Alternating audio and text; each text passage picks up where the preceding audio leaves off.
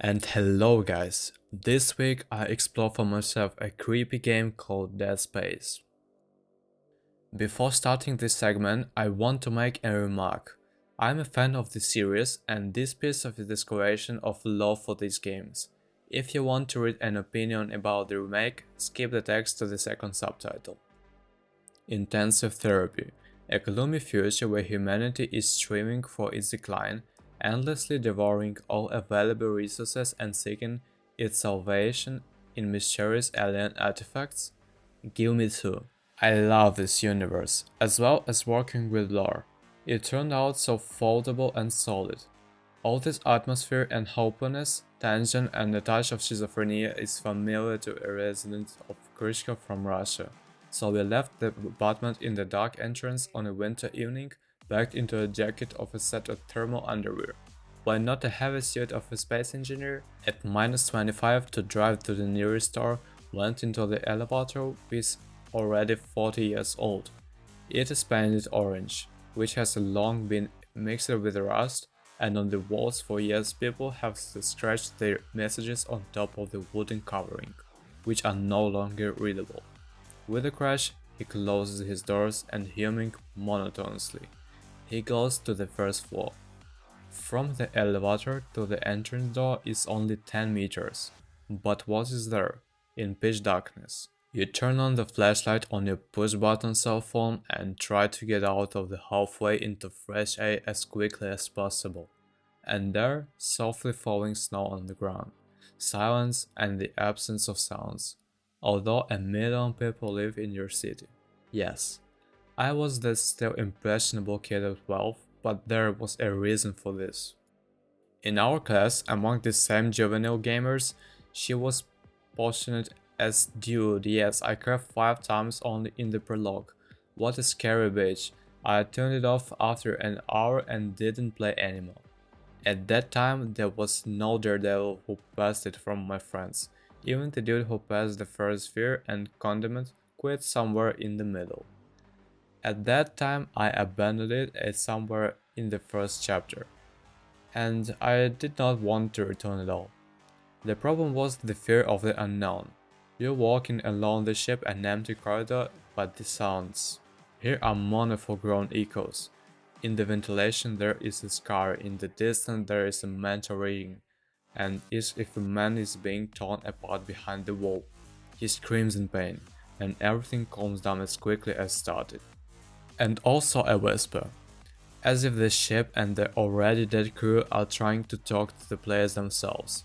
Even the jump scares and enemy designs didn't have the same effect on me as the general atmosphere of hopeless and death that surrounds in the place and drives me crazy. I quit the game, but in 2011 came to the second part, which I fell in love with it. It had to be the perfect balance of fear, action and atmosphere. The story was fast-paced and you go right ahead. Now it's not a story about an ordinary engineer driven into a trap. You are the thunder of the obelisks and the only one who can end the world nightmare at Titan Station. Everything together just dragged you forward and did not let go until the credits. And even the credits turned out to be fake, just a diamond. I even liked the third part in the end years later. On the release in solo it suffocated me after a couple of hours with its despondency, but in a co-op was so very nice to play in a maximum difficulty with the same fun of the universe. In the future it seemed that the series died completely, and nothing new was expected from this franchise. Later, it turned out that there are 2 more cartoons. I watched them with pleasure. Despite the cheap production, they expanded the universe and told new stories about other people who by chance got into battles with the obelisk. At the same time, they retained the same atmosphere of hopeless from the games.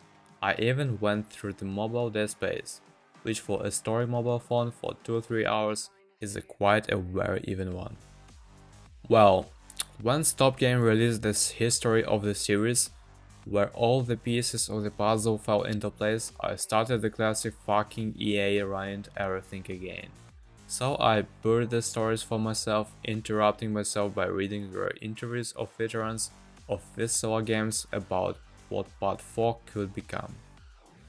The graphics are great. This is not a bloody NES game at your fingertips, but certainly a modern and competitive level.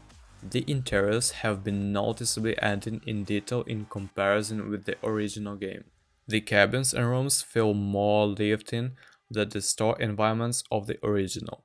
Before release, I saw a lot of reviews that everything is fine with the graphics in the original, but I suggest you experiment. Open the video comparing the first part and Remake. In your memory, the 2008 project is simply well preserved, and the difference is noticeable to the naked eye. The sound is just as good as the original. Silence is interrupted by the voice of artificial intelligence, which dictates the daily routine in many languages. Something heavy can run overhead. Crazy whisper, as if dictating his words directly to the player's brain. Isaac's heart reacts to what's happening, whether it's an intense fight, a long run, or the voice of a loud one.